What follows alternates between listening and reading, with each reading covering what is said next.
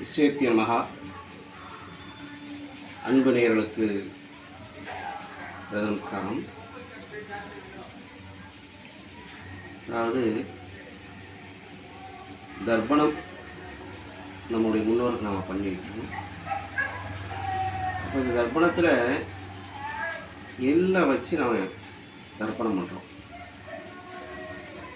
எல்லாம் எதற்கு தர்ப்பணம் பண்ணணும்? ஏன்னா தானியங்கள் எத்தனையோ வகை இருக்கிறது. ஆனால் எள்ளை தான் பிரதானமாக நம்ம எடுத்து தர்ப்பணம் பண்ணுறோம். இப்போ என்ன அப்படின்னா, அடியேனுக்கு தோன்றிய வகையில் நான் உங்களை பகிர்ந்துக்கிறேன். அதாவது நவதானியங்கள் 9, அதில் எள்ளு அப்படிங்கிறது சனீஸ்வர பெருமானுக்கு உகந்தது தானியம். அப்போது சனீஸ்வர பெருமான் யாருன்னா ஆயுள்காரகன் அப்படின்னு சொல்லப்படுது. அப்போது எள்ளை பொதுவாக எள்ளு சாப்பிட்டா நல்ல திடகார்த்தத்தை கொடுக்கும், தீர்க்கமான ஆயுளை கொடுக்கும் அப்படின்னு சொல்லுவாங்க. மற்ற தானியங்கள் எடுத்துக்கிட்டோம் அப்படின்னா உடலுக்கானது. நம்ம இப்போது சூரியனுக்கு எடுத்துக்கிட்டால் கோதுமை, அப்புறம் சந்திரனுக்கு எடுத்துக்கிட்டால் நெல், அப்புறம் துவரை, இது செவ்வாய்க்கு எடுத்துக்கிறோம். புதனுக்கு பச்சை பயிர் எடுத்துக்கிறோம். அப்புறம் கொண்டக்கல் எடுத்துக்கிறோம் குருவுக்கு. அப்புறம் சுக்கிரனுக்கு மொச்சை எடுத்துக்கிறோம்.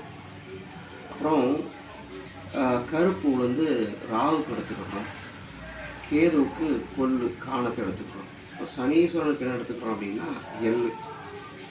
அப்போது சனீஸ்வரன் அப்படிங்கிறது ஆயுள் சம்மந்தப்பட்டது. அப்போது ஆயுள், உயிர், ஆத்மா இப்படின்னு சொல்லி நம்ம பல விதமாக நம்ம சொல்கிறோம். அப்போது ஆத்மாவுக்கு என்னென்னா அழிவு கிடையாது. அப்போது ஒரு உயிர் அப்படிங்கிறது ஒரு உடலை இயக்கக்கூடியது, அது ஆத்மா அப்படின்னு சொல்லிக்கிறோம். அது ஆசாபாசத்துக்கு, அந்த உயிரானது ஆசாபாசத்துக்கு உட்படும் பொழுது அது ஆத்மா அப்படின்னு சொல்கிறோம். அப்போ என்ன ஆகிறது அப்படின்னா, இந்த ஆத்மாவுக்கு அழிவு இல்லைல்ல. அப்போ எள்ளு என்ன, அப்போ இறந்தவங்களுக்கு எள்ளை நம்ம கொடுக்கும் பொழுது அது ஆயுளோடு தான் இருக்கிறது. அது ஆயுளோடு தான் இருக்கிறது.